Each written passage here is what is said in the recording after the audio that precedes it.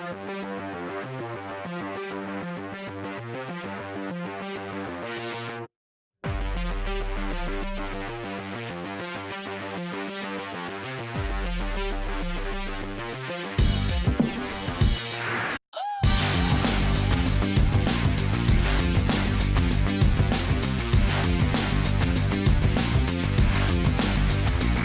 everybody, welcome to Touchdown BC. I'm Ryan Sullivan. Coming up on today's show, the UBC Thunderbirds faced a must-win in Point Grey. The Simon Fraser clan beat up on a school of miners. You heard right. The BCFC playoffs kicked off in Langley and Kelowna, and there was an absolute spanking served up in your BC High School football game of the week. First, let's head out to Thunderbird Stadium to see how the Canadian game finished with some Canadian rules. Point Grey, British Columbia, the setting, the sun just starting to peek out in the afternoon on Thunderbird Stadium. It was shining bright for UBC early. The highlight reel himself, Marcus Davis, out of the Wildcat, finds a hole, shakes a man, takes this one for 30 yards into the red zone where UBC would capitalize. Nico Jacobs with an acrobatic grab, and it's 7-0 for the hometown T-Birds. Regina would knot it up, but Marcus Davis would then put his hands to work, bringing this one down from 37 yards out. The kid does it again, and UBC restores their lead. Andrew Fabian would miss this 30-yarder. They'd settle for the single point. Remember this miss, though. Easy point, definitely missed out on by the Rams. With UBC up 6, Landon Bush would check this one in from 1 yard out on third down. Not all of the refs agreed, but they'd give him the touchdown anyhow. Then following a single, Quinn Van Gilswick kills this ball. A 60-yard punt, and Regina cannot get it out of their end zone, meaning they'd surrender another single, and they would need to keep their next drive alive. Cayman Shutter gets shut down. Chris Adams with the swat. Frank McChrystal knows that's likely it for his Regina Rams. 33-32, the final for UBC. The T-Birds win in the most Canadian way possible with the Rouge. Their slim playoff hopes are still alive as they head to Calgary next, while Regina has to win out and keep their fingers crossed with their next two games against Manitoba and Alberta. Now let's take a look at your Canada West standings. Calgary sitting in first place at 5-1, followed by Saskatchewan Huskies, Manitoba Bisons, Alberta Golden Bears, UBC, and the Regina Rams.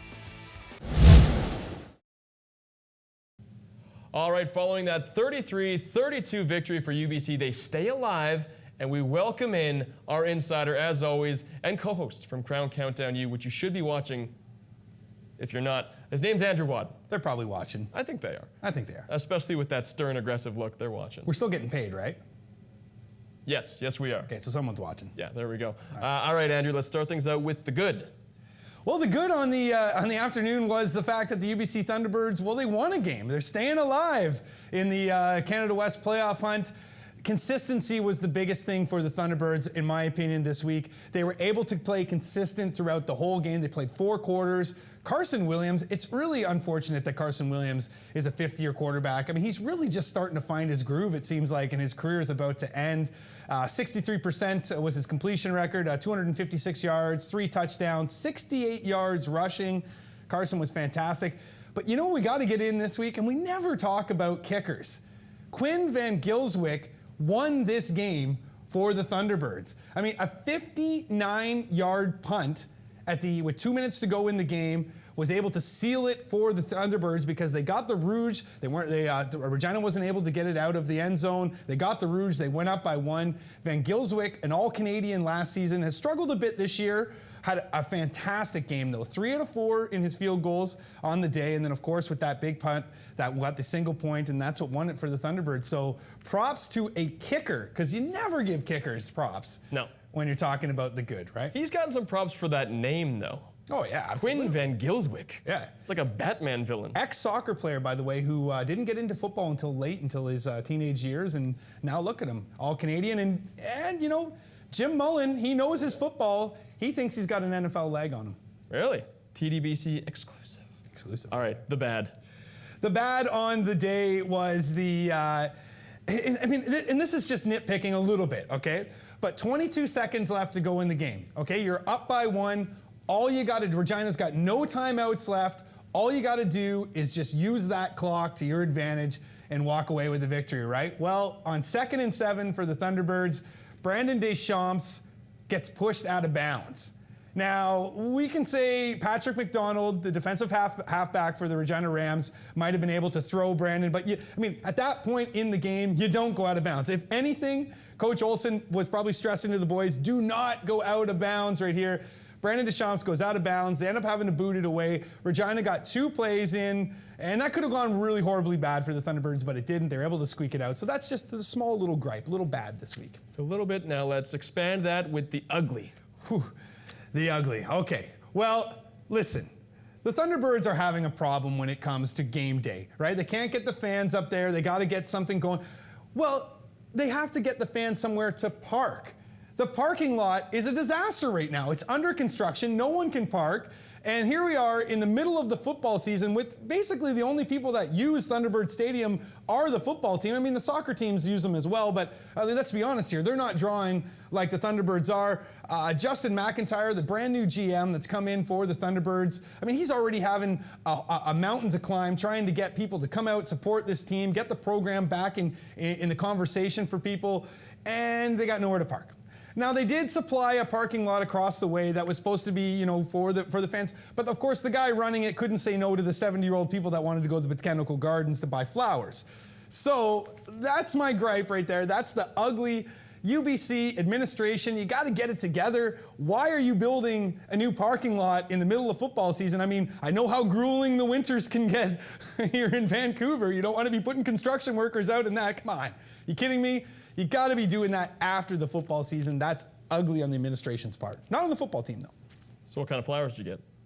Oh, I got daffodils. Wise choice. A great choice. I don't know. Orchids? I don't know. You can't go wrong with a nice daffodil. All right, let's get to Andrew's picks of the week. All right, so my 3 for the week. One guy that I've spoke about already, Alex Carroll. He's a product of Mount Douglas, came out of Victoria. He's a Queens Gales receiver. Just played his final home game at Richardson Stadium for the Queens Gales, and quite the game he had. 7 catches, over 200 yards, 3 touchdowns. So massive props to Alex Carroll, because his career just finished in the CIS, and he was a good one coming out of Mount Doug. The second one I have is Garrett Sanvito. Garrett Sanvito, Vancouver product, played for Vancouver College, 98 yards on the ground for the Western Mustangs, 2 touchdowns this year, in the loss to Guelph, that is. And we've known about Garrett. Garrett was an All-Canadian in 2010, had a bit of a slip last year. In 2013, injuries had something to do with that, but we love Garrett, and he was a fantastic Vancouver College product. The third person I want to talk about, and this kind of ties in with the kicker. Okay. We never talk about offensive linemen. I mean, how do you get an offensive lineman? They just do their job, right? Push the guys away. Everybody else gets the. We are breaking down new boundaries all the time here at Touchdown BC. All they do is give everybody else the accolades, right? Well, Suk Chung, who is a product of Port Coquitlam, played for the Terry Fox Ravens, plays for the Calgary Dinos. He's a part of that amazing offensive line that is with the Calgary Dinos this year. They had over 400 yards rushed during the game. They didn't even have Mercer Timmis in the game, who's one of the best rushers in all of the Canada West. So Suk Chung, watch out for him, because he's going to be a CFL star if you can be a star as an offensive lineman. But he's in the top 10 for the mock drafts in the CFL this year. There you go. Your constant update on offensive linemen and kickers, courtesy of our UBC insider, Andrew Wadden.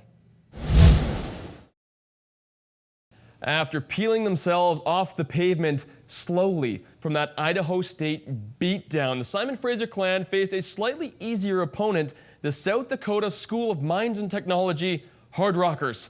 A team that would agree, geology rocks. The Hard Rockers start things off with a pooch kickoff and were able to recover, setting up shop in SFU territory. After a holding penalty on 3rd down gave SDSM a new set of downs, Trent McKinney hits Xavier Matthews for the 13-yard score and an early 7-blank lead. But the Clan would bounce back as trailing 7-3 Cole Tudor cuts out to the left side, falls into the end zone to put SFU ahead 10-7. Now late in the second Q and trailing 31-20, Tudor scores his 2nd touchdown of the game, putting the Clan down by 5 at the break. After getting torn apart in the first half, the Clan defense comes out swarming as Jordan Herdman forces a fumble on the first play of the 3rd quarter, with Kristen Lawrence recovering.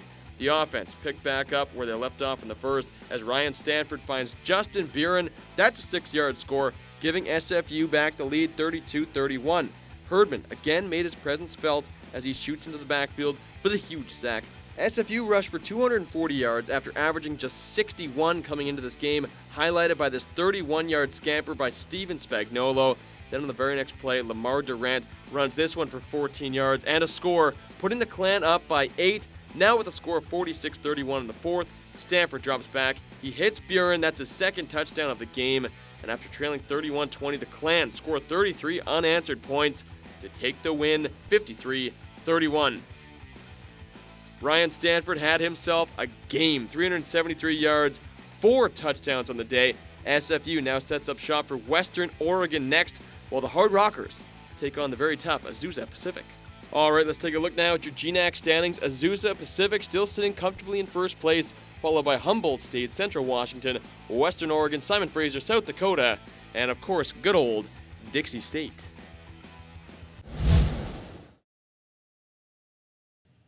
All right, a nice win for the Simon Fraser Clan, and we welcome in our SFU insider, Mackenzie Dalglish, coming to us live from Juneau, Alaska, in his ice fishing hut. Thanks so much for joining us, Mac. Thanks for having me, Ryan. Always a pleasure, my friend. Let's start things out with a little breakdown here. Yeah, no, 53-31, big win for SFU to get back into the win column after their kind of shellacking last week against Division I Idaho State. Good bounce-back game. But it didn't start out well, as you saw in the highlight packs. The onside kick that they turned over right at the start of the game looked like it was going to be another one of those same olds for SFU. But give credit to the offense, Ryan Stadenford coming in and leading the offense and kind of keeping them up into it because the defense wasn't doing it. And then in the second half, defense pitches a shutout, offense scores 27 points, and they're able to come away with a win, and a much-needed win. South Dakota School of Mines had not won a conference game yet this season. This was one of those have-to-win games for SFU, and by getting the win, they're now 2-1 in conference play and actually sitting third overall, which is kind of hard to imagine the way the season's gone, but the way the conference schedule breaks down this year, they're 2-1 and setting up kind of well going forward thanks to a lot of players' good play in this past game. All right, who and or what stood out to you? Well, we'll start on the offense first, the run game. They came in averaging just 61 yards per game, and now they were able to run for 240 yards overall. Cole Tudor, 93 yards on the ground. Steven Spagnuolo, over 80 yards. Genna Adams, over 20 yards in limited action at the end. So that was really good to see, but I think the reason why they're able to do that is the young offensive line is finally starting to come together. You've got a couple freshmen on the line, a couple sophomores on the line, and their center is a junior, Michael Couture, but it's his first time playing center, which is pretty important, doing the line calls and being the kind of the leader on the line. So this game kind of looked like it was a coming out party in my mind, and they were able to dominate and control the clock, especially with their defense and how they played in the first half. If they were just to have thrown 3 quick passes and turn the ball over on 3 and out and then have to punt away, the defense would have had to come out a lot more and just wouldn't have looked pretty. So the offensive line was able to block and even give time for Ryan Stanford. And then on the defense, to pitch a shutout after giving 31 points up in the first half, that's big. Jordan Herdman was all over the place, sideline to sideline, 15 tackles.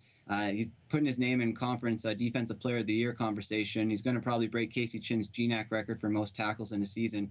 And again, just kind of all over the place. He took out Trent McKinney, he knocked them out, which made them one-dimensional. So those offense on the running game, and then the defense pitching the shutout. So Jordan Herdman was my big star player, and it's got to just keep going forward if the defense wants to keep SFU in games. All right, I feel like this was kind of an expected win, even though Simon Fraser has had their struggles. What can we expect this weekend against Western Oregon? Well, they're going to be their final road game of the season, and they're playing a Western Oregon team that this is the only school they've never beaten since moving to the NCAA. They've lost every single time they've played them since 2010. So this has lots of meaning, not just in conference standings kind of level, but also in the fact that they haven't beat this team yet. And the last time they played them, there was a little bit of, you could say, running up the score and doing an onside kick when you didn't really need to with what the score was being at 38-14. So there's no love lost between these two teams, and SFU would love no better way to then to go down into Monmouth, Oregon and get the victory. And it's going to come down to if the offensive line, I think, can block again. If they can get the run game going like they did this past week, and Ryan Stanford time to throw the ball, which he had 372 passing yards and 4 touchdowns, which was a career high, this team could theoretically be right back into the thick of things with 3 games left at home following this game. But again, you got to take it one game at a time, and this is a big one to try and get on the road and move to 3-1 overall in the conference record. His name's Mackenzie Dalglish, and week in and week out, he's our SFU insider. After a week off and time to recharge the batteries, it was go time in the first round of the BCFC playoffs. Yes, there were some teams that were just untouchable, and by some teams, I mean the Okanagan Sun. Then there's kind of a car accident in the middle where the separation really wasn't that vast, and it wasn't fully decided until late in the season. We'll start in Langley, where the Hungry Rams had a date with the ever-surprising Kamloops Broncos. But before we get to the highlights, fasten your seatbelt and then ask yourself, why does my couch have a seatbelt? First game on the BCFC playoff sked. It's the Rams, it's the Broncos. Backup kicker Jonas Levac gets the first score of the day. That's 3 right through the pipes. Then the Rams' first drive. They get the first major of the day. Quarterback Jordan McCarty takes the plunge, 7-3 for Langley. Next Rams possession, McCarty airs one up to Daniel English. He makes the catch off his knee. He struts right into the end zone. It's a 78-yard score, 14-3 for the Rams. On the ensuing kickoff, Broncos return man Rudy All fumbles the ball. Rams recover the ball. Sorry about all the all rhymes. Very next play, McCarty hits the screen to Malcolm Williams. He shakes, he bakes, he breaks. The Broncos player on his way to a touchdown. Rams jump to a 21-3 lead. Steve Thomas adds a field goal. It's 24-3, 3-possession lead, still in the first Q. Rams get it back and it handed off to their ace, Nathan Lund. Lund is barely looked at as he takes the run 40 yards for the major. That makes it 28-10. Broncos looking to fire back, and they do. Shuvhaila airs one out once again, and this is Derek Yatchison showing why the BC Lions added him to their practice roster. A huge gain. Shuvhaila goes back to Yatchison again from 18 yards out. Broncos touchdown, and it's 31-17 at the half. Rams start things out in the third. They get the ball, and they give it to Nathan Lund. He does the rest. Lund gets taken down in the red zone. McCarty would add the plunge, 38-17 your score. No quitting the Broncos, though. Shuvhaila throws another touchdown to Yatchison. Broncos eating into that lead slowly but surely. It's 38-24. But the Rams just keep on scoring. McCarty, instead of the plunge, rolls out and finds Jacob Patko on the score. 45-24 Rams. Game over, right? Wrong. Just about. Shuvhaila looking at the drive again. Instead of Yatchison, he finds John Beckerleg. Rams with the interception. They do not muster any points out of it, mind you. Next Broncos possession, they muster a touchdown. Wide receiver Devin Sinka to make it 45-31.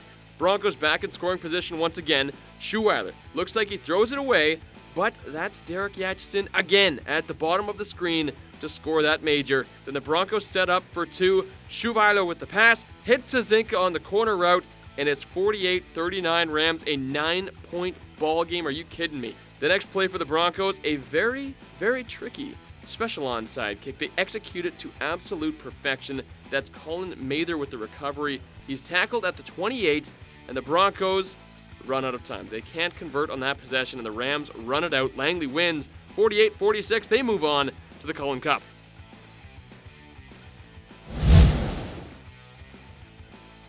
Okanagan Sun, VI Raiders. The Sun, Big Rex style, blow this one wide open. Cam Bedore on the first drive of the game heaves it to Thomas Huber.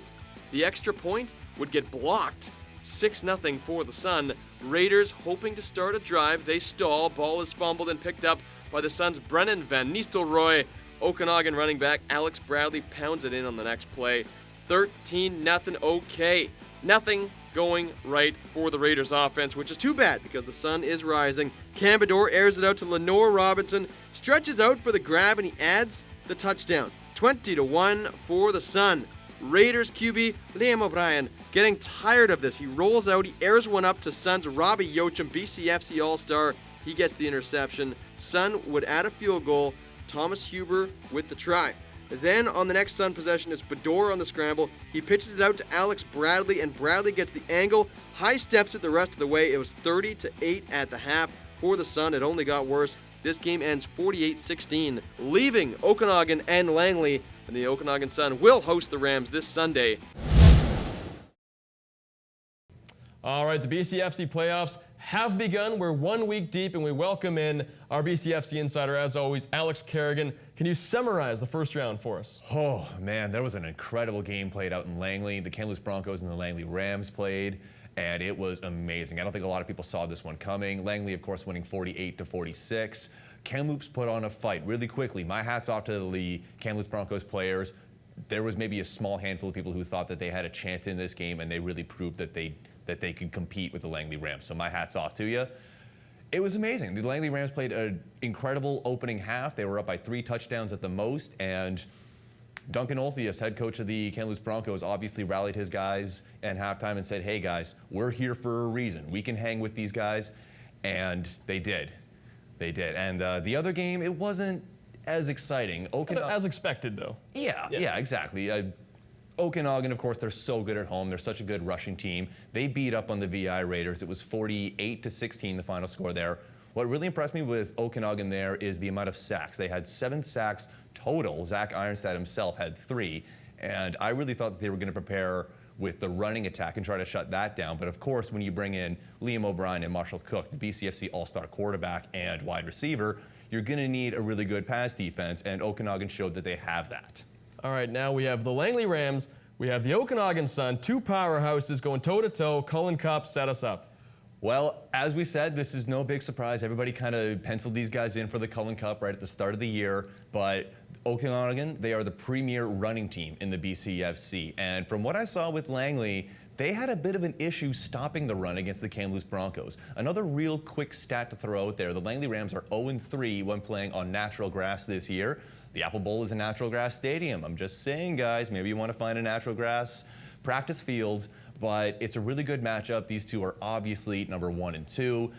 I think Langley has a bit of an edge in terms of the passing game, but I mean, Okanagan lives and dies by the run. If they can stop the run and if they can really get the run going, they're going to squeak this one out. But above all else, it's Sunday. It's at the Apple Bowl. I'm going to be watching. I hope you guys are watching. It's going to be amazing. Can't wait. You can stream it live. He can't wait. He's fired up. You can stream it live. And of course, you can join us next week, same time, same channel, for all the highlights. His name is Alex Kerrigan. And as always, he's our BCFC insider.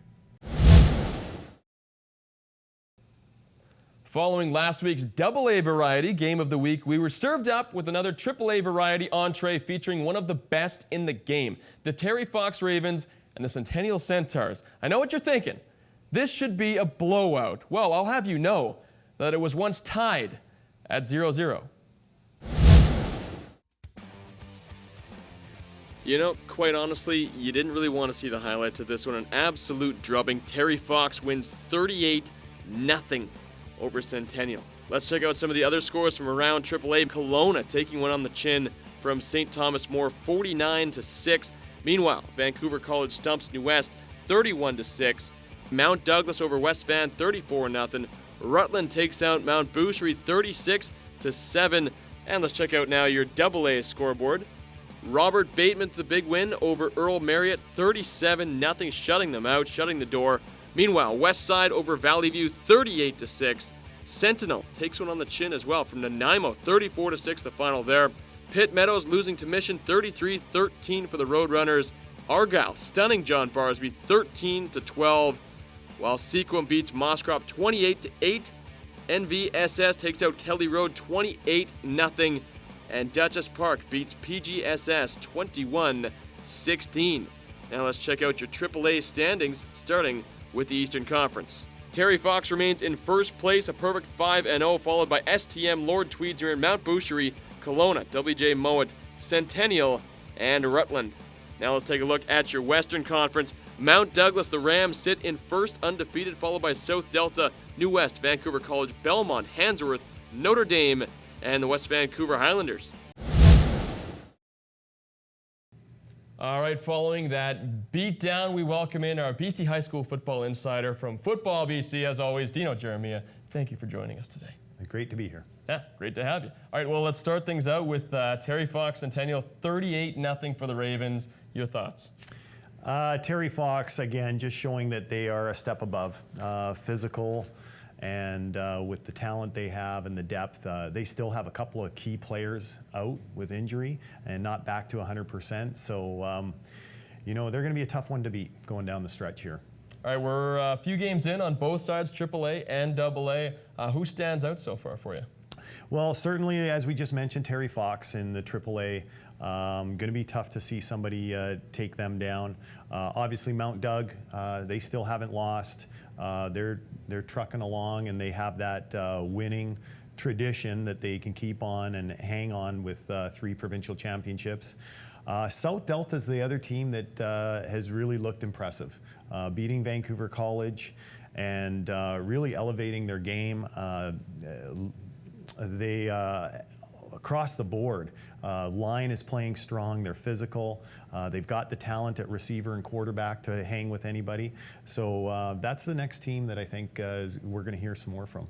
On the AA side? AA Mission, again, is a great football team, but huge upset this weekend. Nice. John Barsby, a perennial powerhouse with AA on the island, and Argyle goes over there and beats them in their own house. So congratulations to Argyle. Great for their program. A couple of years in, those kids, I know a lot of them, and they've worked hard for it. So congratulations, Coach Theobald. So that's a huge feather in their cap. You know, it's probably just a North Van thing. Yes. You know, it's not just good. It's a North Van thing. Good people come from North Van. Just saying. You know what? Let's see what's going on at Football BC. What's the latest? We've sent out invitations to the grade 6, 7, and 8 provincial teams, and we've got a camp going on November 11th on the holiday. So we're looking forward to getting the coaches and players together for further evaluation. It is PAD, so we're going to get an opportunity to see how these kids have developed since their last opportunity in the summer. Nice. Yeah. His name's Dino Jeremiah. As always, he's our BC High School football insider. All right, thanks for joining us here on Touchdown BC from the cast and crew here at the Shaw Tower in downtown Vancouver. Enjoy your weekend, enjoy your pigskin, and remember, oh, we don't have a catchphrase? See you later.